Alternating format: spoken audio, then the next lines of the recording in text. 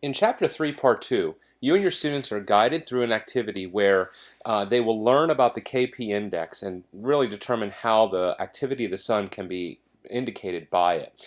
One of the links that is within the actual activity guide takes you to one of the Sun Earth Day sites where KP index is explained and described quite well.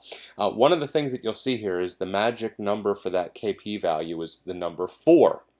So if you notice here, anything below a 4 indicates really little magnetic change by the instruments that are being used to measure that activity. Anything above 4, and specifically 5 or above, would indicate that of a solar storm.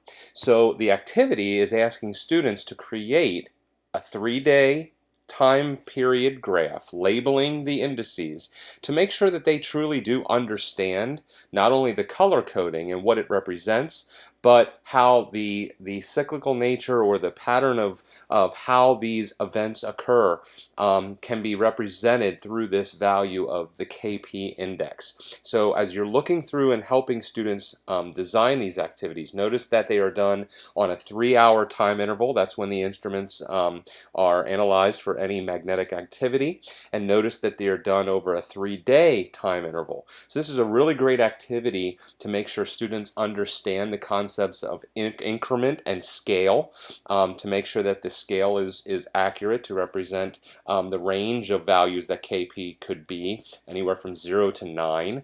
And it also make sure that they understand the concepts of labels and the idea of labeling the origins as well, so that any reader could look at and interpret what the solar activity would be for that particular time period.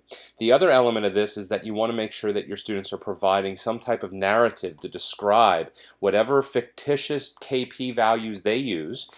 They should be able to then describe what type of event they're seeing at each time interval, and they should be able to identify where there are certainly peaks and where there is little magnetic change, indicating that there is relatively low solar activity.